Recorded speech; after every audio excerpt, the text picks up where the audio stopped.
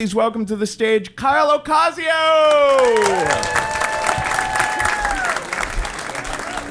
Thank you so much. Hello! Whew. I'm going to take this off here. I'm really excited to be here, and I'm going to share with you guys a story that has a feeling behind it that's probably really familiar to a lot of you guys. You know that feeling when you can't get a rotisserie chicken through airport security? And you're wearing a maxi pad made in 1985. You guys know that feeling? Someone has. She's got one on now. My mom always used to tell me that every woman should have two things: a separate bank account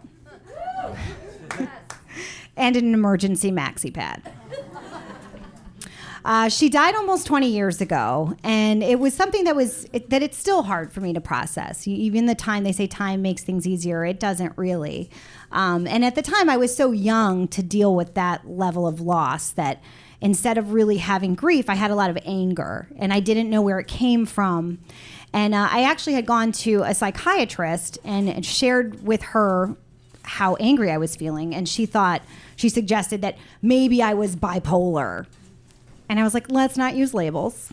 And I don't really think that was it. I think that I was just so angry, and I think it's okay to be angry sometimes. It's just what you do with it. And that's what my story is about. So I'm going to take you back. It is 2003, and I'm in Cleveland, Ohio. I am visiting did someone clap for Cleveland? Our river caught on fire, by the way. But yay. So I'm visiting my family there with my then husband and my 10-month-old baby. And this is the first time that I've been home since my mom died. And it was a really bittersweet trip because I was very excited for my sister and my aunt to see the baby. But there was sort of a dark cloud over it. I remember as a kid that I always used to hear my mom's slippers walking down the hall to wake me up. And this trip, I didn't hear anything. And so the sadness made me feel very anxious, and I wanted to get back to New York. I felt like I belonged here. I had been living here a long time, and I wanted to get out of there. So luckily, we were flying back that day. And as we were getting ready, my aunt was packing up the car for me, and she was putting our suitcases in, and she hands me a rotisserie chicken. And she says, "This is for when you get home. It's a nice low-fat meal.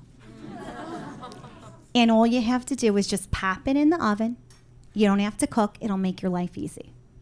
And I was like, well, thank you. This is great. And it was really kind of a sweet gesture because it kind of reminded me of something that my mom would have done.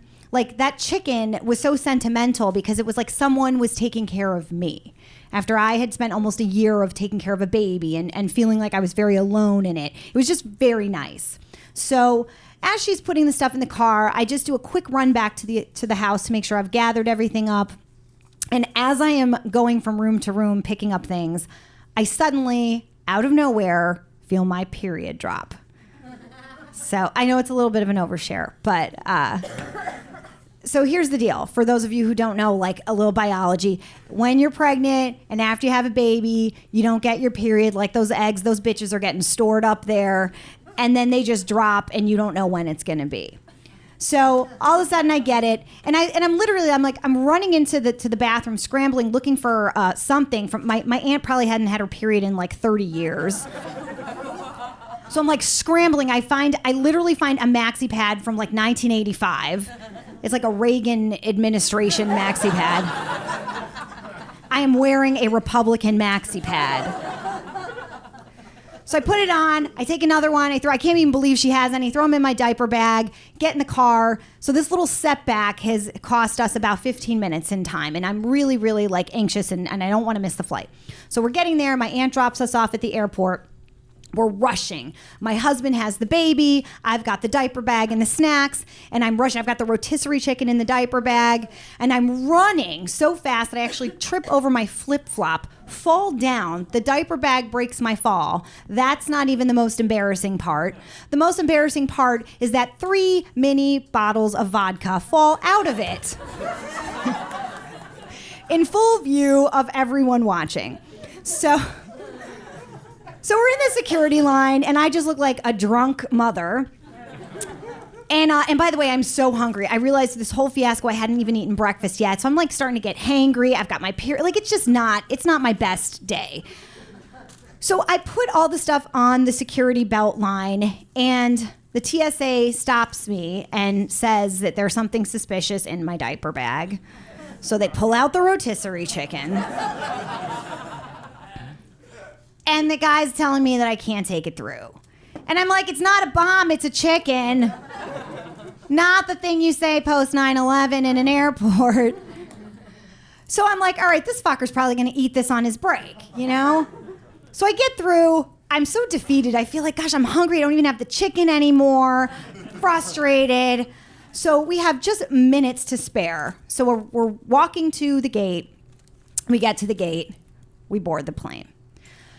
Husband's holding the baby. I've got the diaper bag. Everybody else is on. We're the last people on. I start to walk towards the end of the plane, which is where our seats are.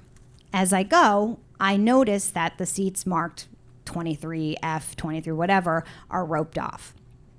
And as I notice that, I look up for some help, and I see a flight attendant who had the biggest scowl on her face. She just looked so angry. And I said to her, and by the way, she had glitter eyeshadow. I don't know, I just wanted to say that. Yeah. You'd think someone that had like literal disco balls on their eyelids would be fun. But no, she was not fun. So I looked up at her and I said, hi, these are my seats. They're roped off. She goes, yes, I know they're roped off. We're working on it.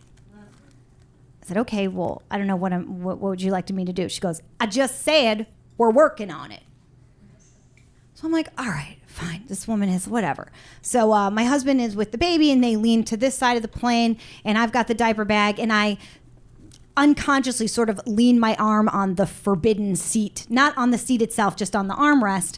So I'm there for a second. I'm just like boggled down by everything.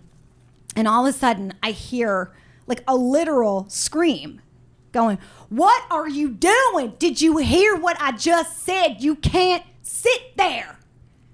I said, I'm not sitting here. I'm just resting my arm. And I started to get a little defensive at this point. Like, what the hell? I've got a baby. I'm tired. I want to sit in my seats. The next thing I know, she turns around. She grabs a phone. She calls the cockpit. And she says, yes, hi. I'm getting some major attitude back here.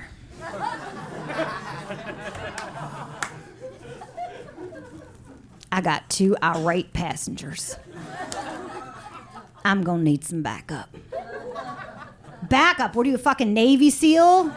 Going on a covert mission? Bitch, you're on the Cleveland flight. It's not the JFK to Paris. Calm down. Going to Ohio. So she says she has 2 irate passengers. At this point, my then husband has to chime in and say, 2? Ma'am. He goes, I haven't said anything this whole time. So the next thing I know, I just suddenly get so frustrated that I feel like I have to stand up for myself a little bit. And I just said to her, and I brought that voice on, you know that, can I speak to your manager voice? That I'd never done in my entire life, but I just said, excuse me, I'd like to know your name. Because I'm going to let your supervisor know that this is the worst customer service I have ever experienced. And then she says, and I'll never forget it, she takes her finger, and she points it right in my face, and she says, my name is Janine.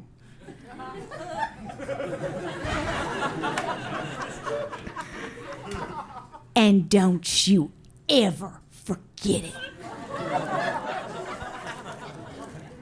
And she poked me in the tit. I was titty poked by Janine. So as she's doing this, she says, my name is Janine, and don't you ever forget it. And at that moment, she walks by me and hits me with her shoulder. And I don't really know what happened next, except I felt this fury bubbling up in me. And they say, my fist did this little dance through the air and knocked this bitch out. Punched her right in the face. They say. I really don't remember much. I like blacked out. All I remember was my husband vaguely jumping in the middle, separating us, but I still got like a little mush in. And you know how like that show Snapped when some of the women plead insanity? And they say they blacked out. They're like, I don't know. He said he didn't like dinner, and then somehow 27 times he was stabbed with a knife. I believe them now. The rage just, you don't know what, it just blacks you out. And I think it was really coming from a lot of grief and a lot of pain. But, you know, anyway, I'm in this moment, and I'm sort of like confused, and I felt kind of equal parts euphoria, confusion, humiliation. I feel everybody staring at me. And what also I feel is a sensation of cold handcuffs on my wrists. So shit starts to get real. I'm in handcuffs and I'm walking off. They also decide to arrest my husband too, which we still didn't know why. And one of the officers, the police officers, is carrying my child, saying that they are going to put him in foster care unless I have a relative that can come and pick him up. So we get to the holding area in the airport, and I call my aunt, and she says, "Wow, honey, that was fast. You back?" I said, "No, Aunt Mara, I'm actually, I'm getting arrested. I'm going to jail." She goes, "You're so silly. I'll talk to you later." And she hangs up. I had to call her 3 times. Finally, she gets my uncle on the phone, and my uncle is one of those, he's an older guy, like very well connected in Cleveland, knows everybody, knows all these judges. Somehow, he saved me because he spoke to the police officer and said, "Look, the plane wasn't in the air. That would be a felony. This could be a misdemeanor. You can let her go. You don't have to hold her overnight." Whatever it is, he worked his magic, and the cops looked at me and they said, "Okay, you're free to go with one small catch. You cannot leave this airport. You cannot leave from this airport. You can't fly out or any airport." So basically what he was saying was that I was on the no-fly list. Me and Osama bin Laden. Same list. He did inform us that there was a Greyhound bus station just a few blocks away. That could have been my punishment alone. Okay, not sure if anyone's ever taken a Greyhound bus. It's very humbling to take a 12-hour bus ride. The lady in front of me kept turning around to ask me when the spaceship was going to stop. Yeah, so that was a lot of fun. So once we get back to New York, kind of settled into my life a little bit. The case against me the criminal case was dropped because I got a lawyer for pro bono, and he helped me. We looked into her file, and it turned out that this was not the first incident. She actually had a history of kind of harassing young moms with kids. So I was like the third family that this had happened, but I'm happy to report I was the first person that punched her. So yeah, thank you. Give it up for uncontrollable rage. So that case was eventually dropped, and I sort of settled into my life. I ended up having a couple other kids. I ended up getting into comedy. Life is going well. And then just as I was warned by the lawyer, he said, "Be careful, she may come back with a civil case. She just seems crazy enough." And sure enough, she did. She tried to sue me for $20,000 for vertigo and emotional distress. So it was really, really a stressful time for me. I obviously did not have that kind of money, and I was trying to fight it. So initially I got in, we had a lawyer. I was trying. I went to a deposition where she lied in the deposition. It was just a lot of chaos and a lot of craziness. And my lawyer told me, he said, "Look, you can keep fighting this, or you can settle with her. They're willing to take $3,000. And he said, if it makes you feel any better, her lawyer's going to get most of it." And I said, but it's not fair. It's not fair. Like, this didn't feel right. Like, I felt like I was wronged. This is not okay. I can't just give in to this.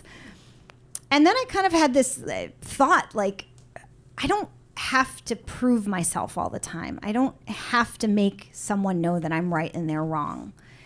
And that was a really, really, really hard thing for me to surrender to. But I also didn't have the money to keep fighting it. So basically, I paid $3,000 to tell you guys this story. I had to borrow the money. And I'm sure that all of you in here can find one person in your life that you'd gladly pay $3,000 to never have to see again. So that's basically what happened. I kind of looked at it like, I'm getting rid of this. I'm getting rid of this stress. I'm getting rid of this toxicness. It's done. So years later, I decided, I was just curious. And I'm talking many years later, almost 7 or 8 years later. I looked her up on Facebook. And I started to feel a sense of comfort. Like, well, maybe she's not so bad. I mean, maybe we're both human. I got to learn to forgive. I can't walk around with this anger. And I'm looking down and I see, looks like she's a Sunday school teacher. There's some pictures with some kids and they're cute. And then I scroll down a little bit and I see a picture of her with a rifle and like a dead deer in the background. Yeah, and it says Merry Christmas on the bottom. And then I look at another picture and this was fast forward a few years later, I see a MAGA hat, a big old red MAGA hat. Say no more. Sorry, Trump supporters, even you don't deserve that bitch.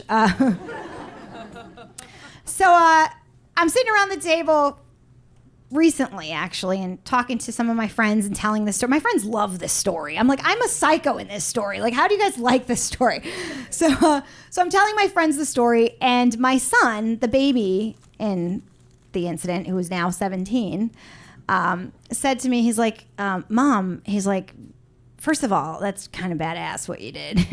He's like, it's also a little psycho. And then he asked a question that I never thought to ask in this whole thing. He's like, Mom, why were the seats roped off? I was like, I don't know. And I was so curious. I called the law firm. And that lawyer is no longer there. And they had some like new guy, look up the file for me, just humor me. And so the guy looks it up and he's like, well, why were the seats roped off? Oh, it says here, apparently, the flight before you, a passenger got her period all over the seats. Which brings me back to what my mother said. Separate bank account, and an emergency maxi pad. Thank you, guys.